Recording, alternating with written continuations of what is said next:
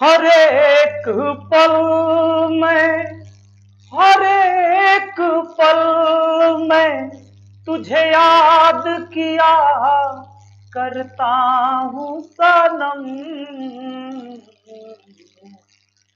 तुझे भूला के मैं पल भर कभी जिया तो हो नहीं, तुझे भूला के मैं पल भर कभी जिया तो नहीं।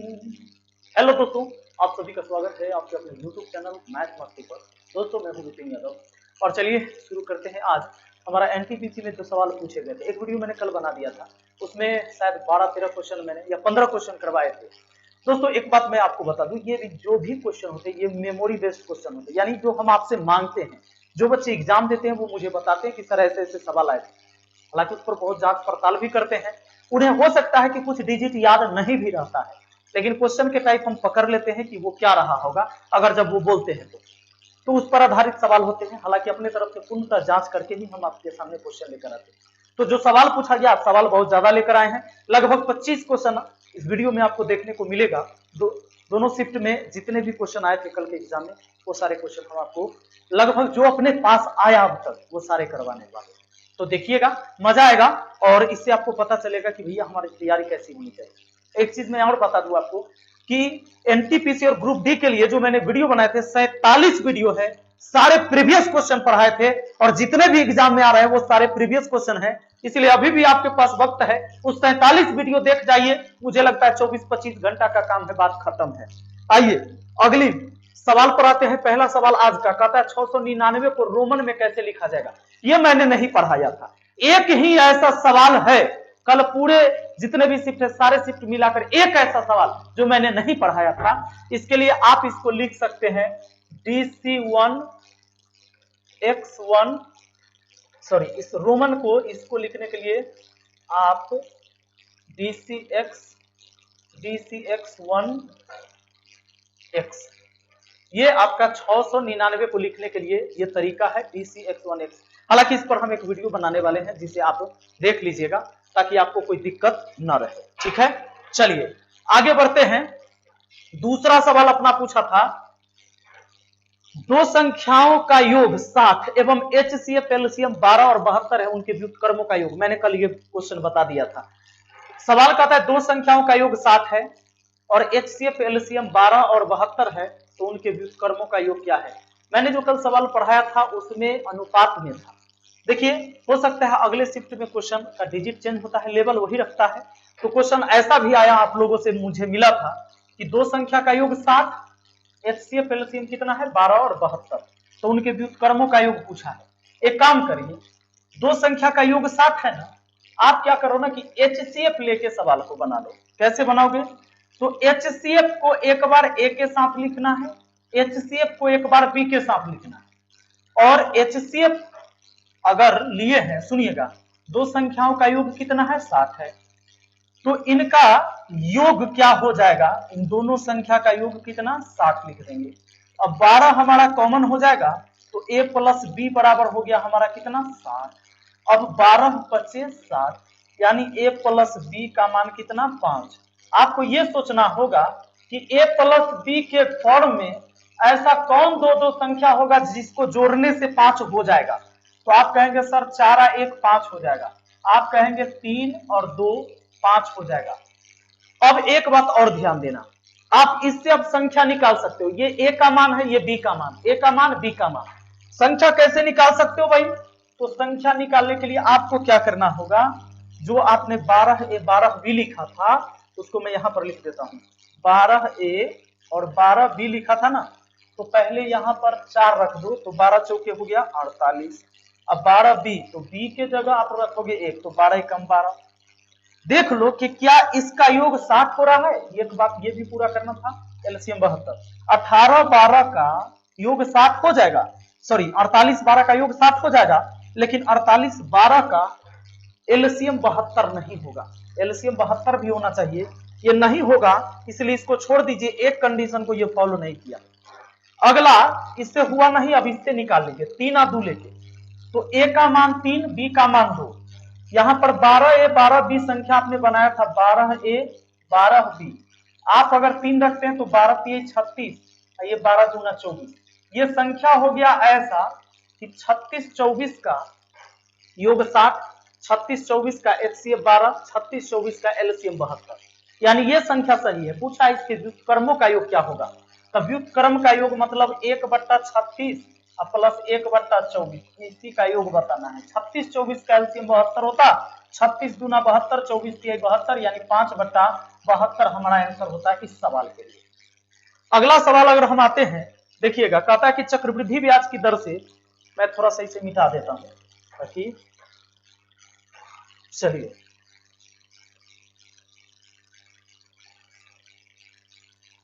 सवाल है अपना तीसरा, चक्रवृद्धि ब्याज की दर से 2 वर्ष में 15% के दर से ब्याज 3225 रुपया है, तो मूलधन ज्ञात करें। अब चक्रवृद्धि ब्याज की दर से 2 वर्ष में 15% के दर से ब्याज है 3225 रुपया, ठीक है। अब एक काम करिए, रेट आपको दिया है 15%, टाइम दिया है आपका कितना, 2 वर्ष, चक्रवृद्धि ब्याज दिया हुआ है 3225 रुपया, मूलधन निकालना है। तो पहले ब्याज निकाल लेते हैं। 2 वर्ष का ब्याज निकालने के लिए सीआई के केस में पहला काम रेट का स्क्वायर और 0.2 अंक बाद, दशमलव देना है 0.2 अंक बाद, ये हम आपको पढ़ा रखे हैं सीआई में। रेट के स्क्वायर 0.2 अंक बाद प्लस एसआई, बस यही काम करना है, बात खत्म। सुनिए, तो ये सीआई हमारा निकल जाएगा, ये ब्याज रेट का स्क्वायर 15 के स्क्वायर 225, 0.2 अंक बाद प्लस एसआई, एसआई होगा आर इंटू टी, 15 दूना 30, 15 है 15 दूना 30, यानी ये हमारा आ गया 32.25 हो गया है, इतना प्रतिशत सीआई आ गया दोस्तों। सीआई है 32.25%, जबकि सीआई दिया है 3225 रुपया। ध्यान दीजिएगा, सीआई है 32.25%, जबकि सीआई है 3225 रुपया। अरे ई भी सीआई दोनों सीआई है आपस में बराबर, दोनों ब्याजे है आपस में बराबर। अब 100% का मान निकाल दोगे तो वो मूलधन हो जाएगा। ये 3225 के बट्टा में लेके आओगे 32.25 और गुना करोगे कितना से, 100% का मान निकालना है। तो दशमलव को उड़ाते हैं, 2 जीरो और ऊपर लाते हैं, इससे ये कट गया, सीधा आपका 10,000 जो बच गया, यही आपका आंसर हो गया। चलिए अब ध्यान देंगे, अगला सवाल पर आते हैं दोस्तों। देखिए नेक्स्ट क्वेश्चन आपसे क्या पूछ लिया गया था, सवाल ये आया कि भाई यदि x प्लस वाई बराबर 12, y प्लस जेड बराबर 15, z प्लस x बराबर 18, तो x plus y plus z का मान क्या होगा। और जो भी बच्चे एग्जाम में बैठे हैं वो जरूर बताइएगा कि सर ऐसे सवाल बिल्कुल आए, और आप कमेंट करिएगा, जो सवाल हमसे छूट गया है वो नीचे कमेंट बॉक्स में आप जरूर टाइप करिएगा। चलिए आगे देखिए, x प्लस वाई बराबर 12, y प्लस जेड बराबर 15, z प्लस x बराबर 18। अगर सबको जोड़ देते हैं तो x 2 बार मिलेगा, y 2 बार मिलेगा और z भी 2 बार मिलेगा, यानी 2 कॉमन लेकर x plus y plus z, सबको जोड़े 18 12 30 15 हुआ 45, ठीक है। 2 से काट दिया तो 22.5 बार में फिनिश हो गया। यही पूछा है हमसे कि x plus y plus z बराबर कितना होगा, तो 22.5 होगा, ये अपना आंसर हो गया। ध्यान देना, क्योंकि x प्लस वाई बराबर 12 था, y plus Z 15, Z plus x बराबर 18, तीनों समीकरण को जोड़ दिया, बाएं वाले को बाएं में, दाएं वाले को दाएं में, 2 बार x 2 बार y 2 बार जेड हो गया, 2 कॉमन, तो बस बात खत्म। ध्यान दो, अगला सवाल ये बताए थे हम आपको, कल की वीडियो में ये क्वेश्चन पढ़ाए थे, 56 216 28 का मौसा क्या होगा। तो इसमें सबसे छोटा वाला संख्या पकड़ेंगे 28। 28 क्या इन दोनों को काटेगा, 28 56 को काटेगा, इसको नहीं काटेगा। तो 28 के ऐसे 2 गुणनखंड तोड़िए जिनका HCF 1 हो, तो 4 7 28, 4 और 7 का HCF 1 होगा। अब 7 क्या इनको काटेगा, 7 इसको काटेगा, इसको काटेगा, 7 इसको नहीं काटेगा, तब 4 काटेगा क्या, 4 बिल्कुल काट देगा, इसीलिए इसका HCF 4 हो जाएगा, 4 तीनों संख्या को काट देगा। अगला सवाल पर आ जाइए, देखो नेक्स्ट क्वेश्चन आपसे छठा क्वेश्चन पूछा गया, कहता है कि किसी धन पर 10% के दर से 2 बरस का साधारण ब्याज 500 रुपया है तो चक्रवृद्धि ब्याज क्या होगा। 10% के दर से 2 बरस का साधारण ब्याज 500 है। एक काम करिए, सुनिए सुनिए जरा, 10% के दर से 2 साल में 10 दूना 20% हुआ साधारण ब्याज, क्योंकि साधारण ब्याज आर इंटू टी, 10% के साल है तो 2 साल में 10 दूना 20% साधारण ब्याज, जबकि साधारण ब्याज है 500। ये दोनों साधारण ब्याज है, इसीलिए आपस में हमने कर दिया बराबर। अब क्या करेंगे, अगर 100% का मान निकालेंगे तो मूलधन निकल जाएगा, लेकिन हमसे मूलधन न पूछा है, हमसे पूछा है चक्रवृद्धि ब्याज। एक काम करते हैं, ये रेट अगर 10% हो दोस्तों और टाइम आपका 2 बरस है, सीआई निकालना है, तो अभी ये फॉर्मूला बताए हैं कि रेट के स्क्वायर और 0.2 अंक के बाद, तो 10 के स्क्वायर 0.2 अंक बाद प्लस एस आई तो 10 गुना 20, ये हो गया 20 और 1 कितना 21%, सीआई कितना 21%। देखो साधारण ब्याज यानी एसआई 20% और सीआई आएगा कितना 21%। 2 साल में चक्रवृद्धि ब्याज साधारण ब्याज से ज्यादा होवे करेगा। अब सुनिए, यानी हमें 21% का मान निकालना है, तो 500 के बट्टा में 20 गुना 21, क्योंकि 21% का मान चाहिए। 0 से 0 2 से कटा 25 बार में, अब लीजिए गुना कर लीजिए, 25 से कम 25 के 5 हासिल 2, 25 दूना 50 और 2 52, यानी कि 525 रुपया। साधारण ब्याज 500, जबकि चक्रवृद्धि ब्याज आ गया कितना 525। नेक्स्ट क्वेश्चन पर आ जाते हैं। अगला सवाल देख लो जरा। सवाल ये आया आपके सामने कि ए की आय बी की आय से है, ए की आय बी से अधिक है, दोनों 12,100 रुपए कमाते हैं, तो दोनों क्या है काम कर। यहां पर एक गलती हो गया है, छूट गया है। ए की आय बी से 20% अधिक है, तब कहता है दोनों मिलकर 12,100 रुपया कमाते हैं, तो दोनों के आय के बीच का अंतर क्या होगा। एक काम करो, 20% अधिक है ना, तब 20% का मान 1/5 अधिक है, तो जोड़ दो 6/5। ए की आय बी से, ए की आय बी से, ए की जो आय है ना, ए की आय बी से 20% ज्यादा, तो 20% का मान 1/5 ज्यादा है, तो जोड़ दिए 6/5, यानी 6:5। इसको आप ऐसे भी लिख सकते थे, कैसे पता है, जैसे 20% अधिक का मतलब है बी से 20% ज्यादा था ये, तो ए का सॉरी बी का 100 लिख देते, आई 120 लिख देते, काटेंगे तो 6:5 हो जाएगा। दोनों का कुल आय 12,100 है, तो इसको जोड़िए, 6×5 कितना 11, अनुपात में टोटल आय 11 और रियल में टोटल आय 12,000 कितना 100।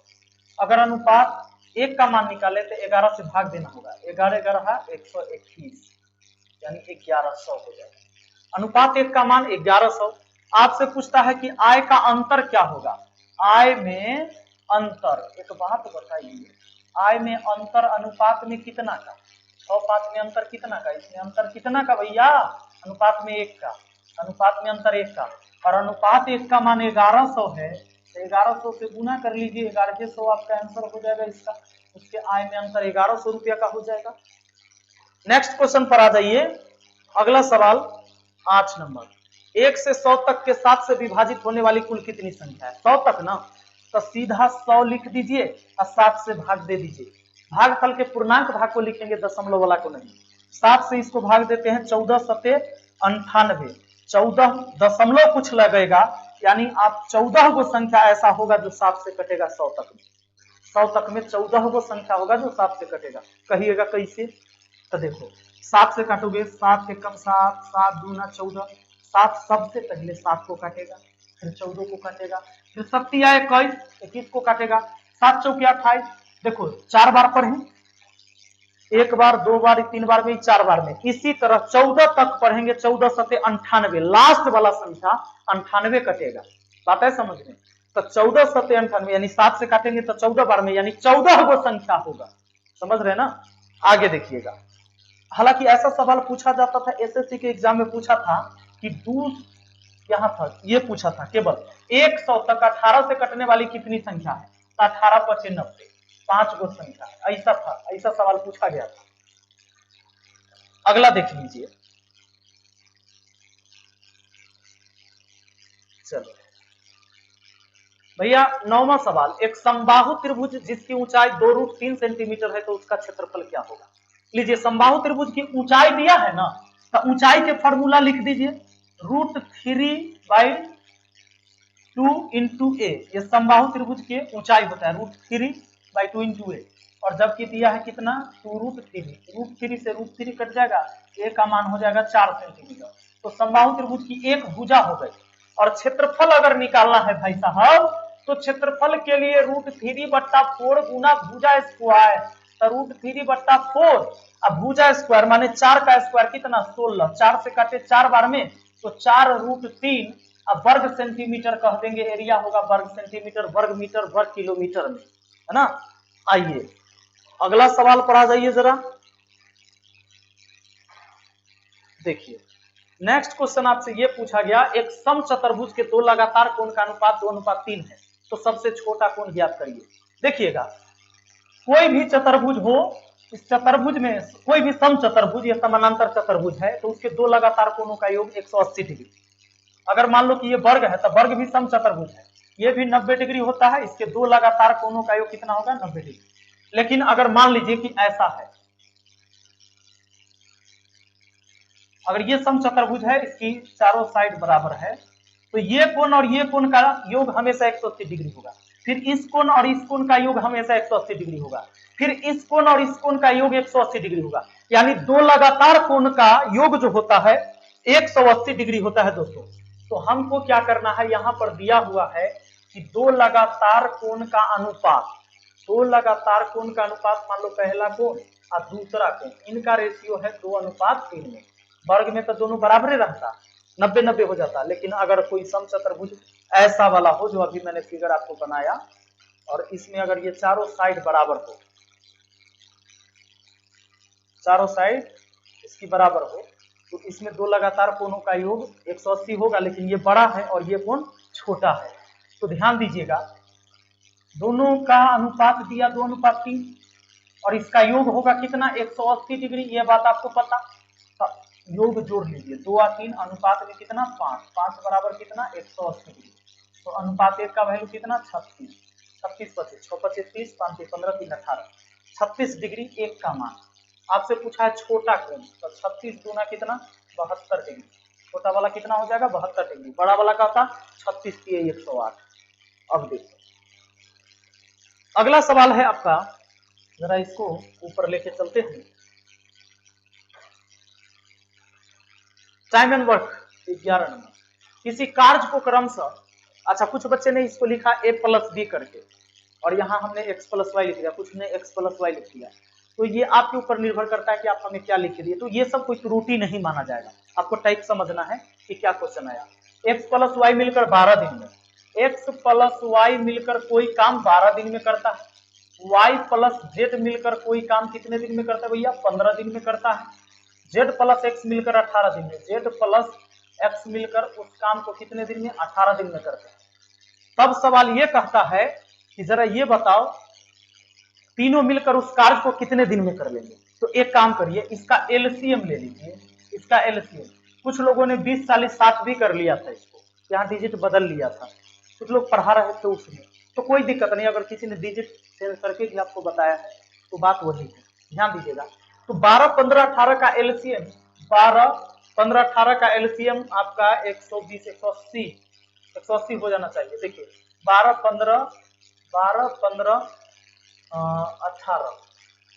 180 ही होगा, एलसीएम 180 हो जाएगा। 12 से 15 बार में, 15 से 12 बार में, 18 जाएंगे 180, एलसीएम 180। तो ये कुल काम को दर्शाएगा, कुल काम को दर्शाएगा, सुनिएगा कुल काम हुआ।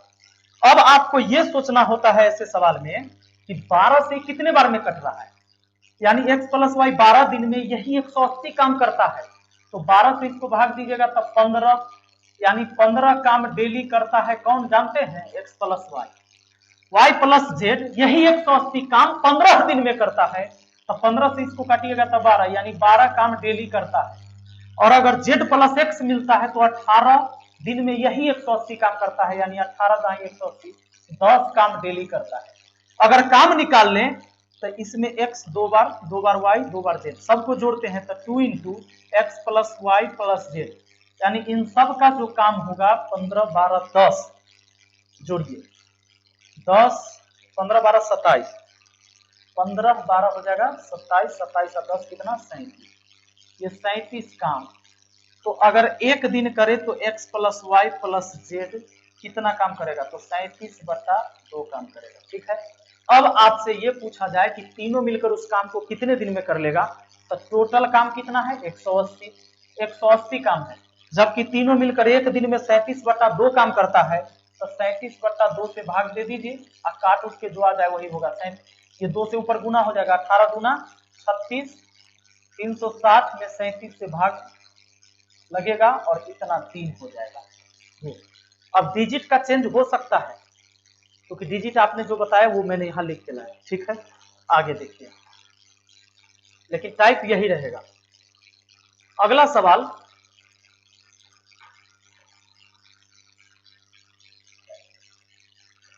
दोस्तों ध्यान देना, क्वेश्चन आपका 12 नंबर कहता है क्या, सवाल का कहना है किसी वर्ग की भुजा 20% बढ़ा दिया जाता है तो उसके क्षेत्रफल पर क्या प्रभाव पड़ेगा। ये पिछली वीडियो में हमने बता दिया था क्वेश्चन। कोई वर्ग के भुजा को 20% बढ़ाने का मतलब है उसकी प्रत्येक भुजा 20% बढ़ेगी, लंबाई भी और चौड़ाई भी, तभी वो वर्ग बना रहेगा। ठीक है, लेकिन ऐसा कहे कि वर्ग के केवल एक भुजा को 20% बढ़ाया जाए तो उसके क्षेत्रफल पर क्या प्रभाव पड़ जाएगा, तब उस समय 20% होगा। लेकिन जब लगातार 2 बार घटना घट गया, यहाँ कहा कि किसी वर्ग के भुजा को 20% बढ़ाने का मतलब किसी वर्ग के भुजा को 20% बढ़ाइए, माने लंबाई चौड़ाई दोनों बढ़ा है, तो क्षेत्रफल में क्या परिवर्तन होगा, फॉर्मूला लगेगा A B formula, A plus B plus A B बट्टा 100 और ये हो जाएगा प्रतिशत में लिखेंगे। ठीक, तो क्या है भाई, यहाँ लिखेंगे 20 प्लस 20 लंबाई चौड़ाई दोनों में प्लस 20 गुना 20, अब बट्टा में लिख देंगे 100 इस प्रतिशत। 2 जीरो से 2 जीरो कट गया, 20 20 40 40 और 2 दूना 4 यानी 44% हो जाएगा वृद्धि। नेक्स्ट क्वेश्चन आपका 13, किसी वस्तु का क्रय मूल्य उसके अंकित मूल्य का 75% है, यदि उस वस्तु को बेचते समय 15% का छूट दिया जाता है तो लाभ प्रतिशत ज्ञात करिए। देखिए, इस सवाल में कहीं पर आपको रियल में रुपया का चर्चा नहीं हुआ। इस सवाल में कहीं 100 रुपया 50 रुपया 500 रुपया 1800 रुपया का कितना का सामान है इसका चर्चा नहीं है। तो जब पूरे सवाल में रियल अमाउंट नहीं हो तो 100 रुपया मान के काम कर दीजिए। कहिएगा 100 का है मानते हैं, आप कुछ भी मान सकते हो, 15 रुपया 50 रुपया 90 रुपया, लेकिन 100 हम इसलिए मान लेते हैं कि उसका 15% निकालना आसान होगा, 10% निकालना आसान होगा। 100 का 10% 10, 100 का 20% 20, 100 का 80% 80, 100 का 90% 90 होगा। इसीलिए तो यहाँ पर क्या करेंगे, किसी वस्तु का क्रय मूल्य उसके अंकित मूल्य का 75% है, एमआरपी का 75%। अगर एमआरपी 100 रुपया हमने माना तो सुनो क्रय मूल्य उसका 75% है, यानी 75 रुपया हो जाएगा, है ना।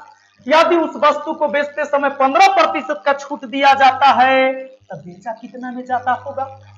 अरे भाई एमआरपी 100 रुपया है, उसी पर ना छूट मिलेगा। आप कभी सामान खरीदने जाते हैं तो दुकानदार जितना में खरीद के लाता है उसमें छूट देकर देता है आपको, नहीं, नुकसान हो जाएगा। वो कहता है कि हम कितना मिला है, नहीं कहेगा आपको, कहेगा कि ए भाई इस डब्बा पर जितना दाम लिखल है ना उनमें 10% छूट दे देंगे, चाहे 5% चाहे 15%, है ना। यानी एमआरपी पर छूट मिलेगा, तो एमआरपी 100 रुपया है, 15% छूट पर मिलने का मतलब सामान 85 रुपया में बिक रहा है। अब देखिए दुकानदार लाया कितना में था, 75 में, तब भी तो लाभ होगा। लाभ कितना का होगा भैया, 75 में खरीद ले है, 85 में बेच रहा है, 10 रुपया कमा रहा है। 10 रुपया किस पर, तो कहिएगा क्रय मूल्य पर, जो पूंजी लगाया है, यानी बट्टा में होगा 75 और प्रतिशत से 100 से गुना। अब देखो देखो देखो देखो, 5 से काटोगे तब 15 बार में, अब 5 से काटोगे तो इसको 20 बार में काट सकते हो, और 5 3 15, अब 5 से काट सकते हो 4 बार में, ऊपर हो गया 10 से भैया 40 और 40/3%, यानी 13.1/3% भी कह सकते हो। ठीक, चलिए अगला सवाल पर आ जाते हैं। देखिए क्या पूछा गया, एक ही शिफ्ट के नहीं है, ये दोनों शिफ्ट के क्वेश्चन है, याद रखना। देखो, लेकिन कौन किस शिफ्ट में है ये हमको नहीं पता। एक वस्तु को 1500 रुपए में खरीद कर 2000 रुपए में बेच दिया जाता है तो लाभ प्रतिशत लो, कि 1500 में खरीद कर 2000 में बेच दिए तो लाभ हुआ 500 का। 500 का लाभ कितना पर? 1500 पर। ये लाभ प्रतिशत हम निकाल लेंगे, प्रतिशत लाभ हो जाएगा लाभ बटा क्रयमूल्य गुना 100, इसको प्रतिशत में लाने है ना। 2 जीरो से 2 जीरो, 5 3 15, 3 से 100 में भाग देंगे 33.1/3% का लाभ हो जाएगा। आइए नेक्स्ट क्वेश्चन पर बढ़ जाइए।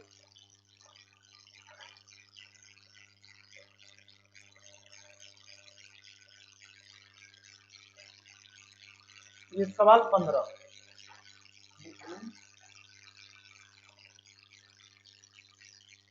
चलिए देखिए, कहता है कि यदि a अनुपात b अनुपात c बराबर 2 अनुपात 3 अनुपात 4 है तथा इन तीनों का योग 180 है तो b का मान क्या होगा। लो b का मान जो होगा भैया 180 का, b का मान कितना है 3, तो 3 ऊपर लिख देंगे और टोटल कितना 2 3 5 और 4 9, यानी 3/9 भाग है। 9 दूना 18, 20 बार में 20 के 60 रुपया हो जाएगा। देखो इतना आसान सवाल पूछा गया था और पढ़ाने के लिए लोग केवल कोर्स बेचने के लिए हार्ड सवाल पढ़ाते हैं। रेलवे वाला का सवाल एसएससी का होता है, एसएससी का सवाल जो होता है एसएससी में पढ़ाएगा कैट मैट वाला सवाल, वो इसलिए कि लोग अपनी योग्यता दिखाते हैं कि भैया इतना हार्ड क्वेश्चन होगा, हवा बना देता है। अब विद्यार्थी के दिमाग खराब है कि भाई हमारा नौकरी होगा कि नहीं होगा। इतना आसान सवाल सब पूछा गया है। देखिए 5 sin 15 degree into sec 75 degree plus 2 tan 45 degree का मान क्या होगा। देखो साइन 15 है, सेक 75 को अगर चेंज कर दोगे तो ये आपका कौशिक में 15 डिग्री हो जाएगा। हम आपको पढ़ाए हुए हैं ट्रिग्नोमेट्री। देखिए अब sine theta into Kaushik theta 1 हो जाएगा, तो ये 5 गुना 1 हुआ आई प्लस 2 और tan 45 का भी मान 1 होता है तो इसमें 1 से गुना। अब बताओ 5 एकम 5 और 2 एकम 2, 5 और 2 कितना हो गया 7 आपका आंसर। अगला सवाल देखो कॉस थीटा बराबर 3/5, नहीं एक बार ध्यान देना, कहता है cos थीटा बराबर 3/5 तो tan थीटा का मान क्या होगा।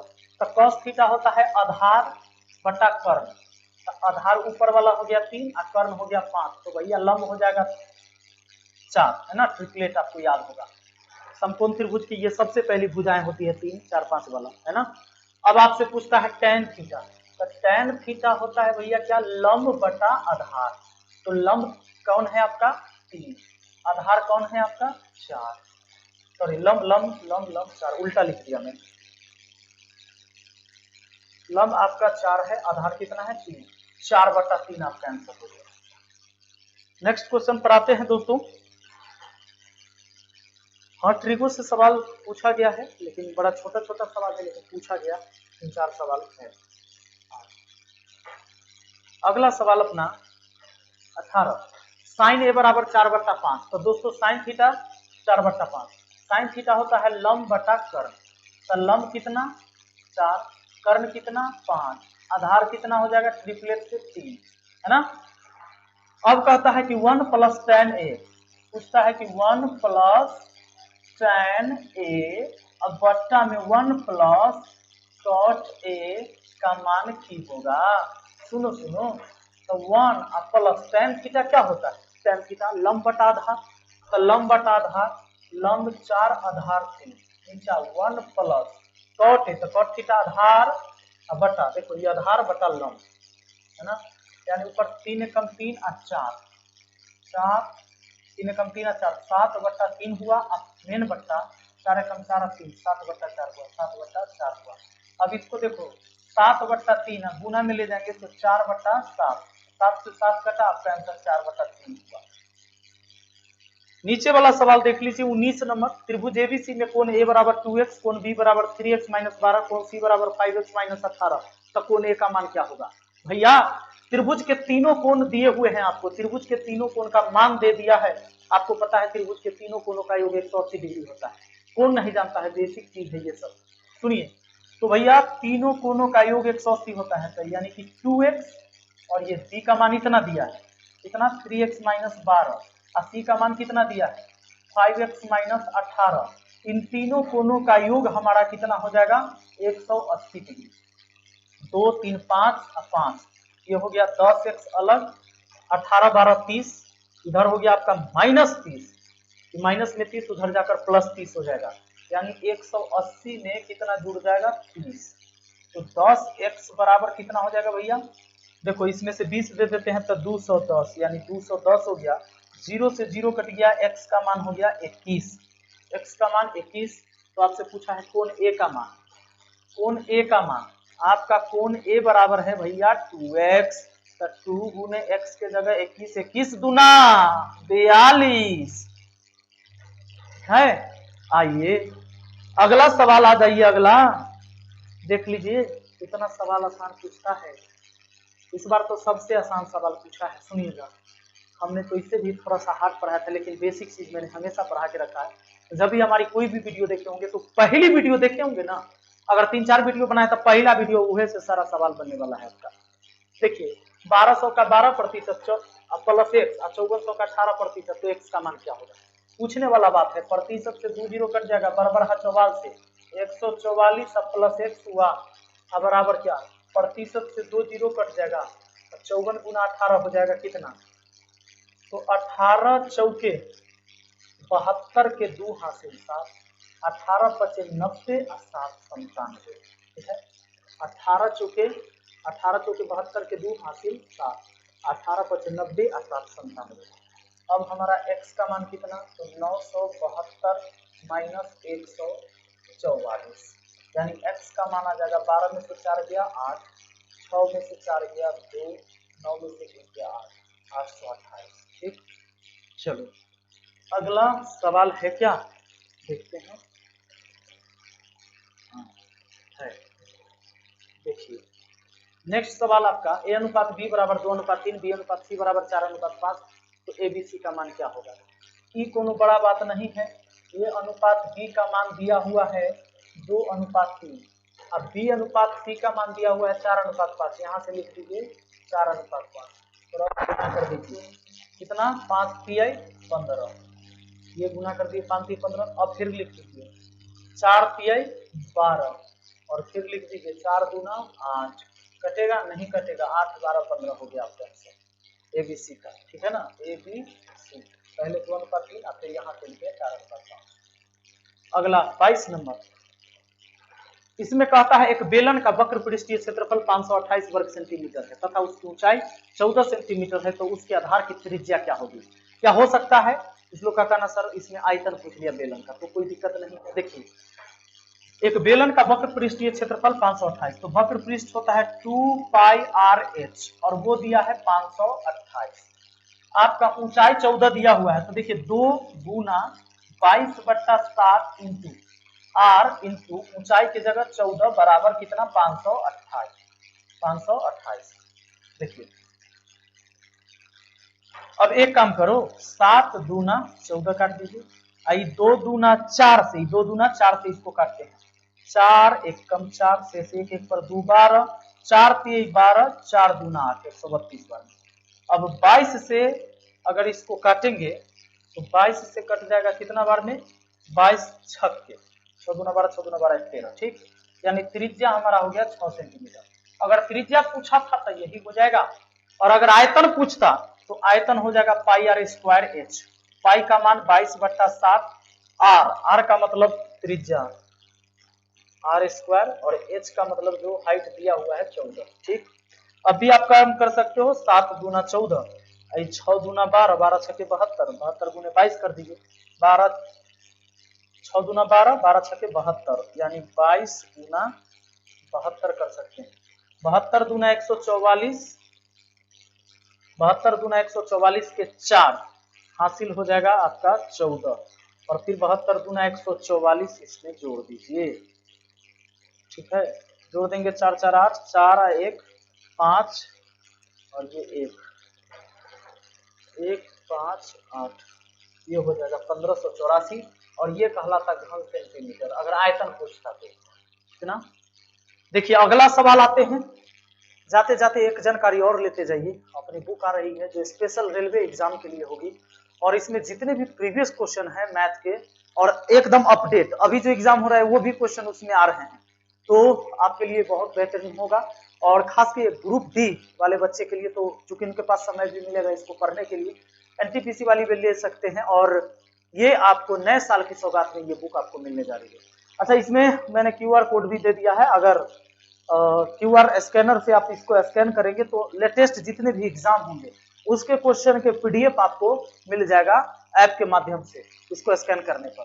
तो ये खासियत होगी। और सबसे बड़ी बात है कि जैसे आपने पिछली बुक हमारी देखी थी, बहुत ही आसान भाषा में उसको समझाया गया था, और वही तरीका इसमें भी अपनाया गया है, लेकिन स्पेशल ये रेलवे वालों के लिए होगा।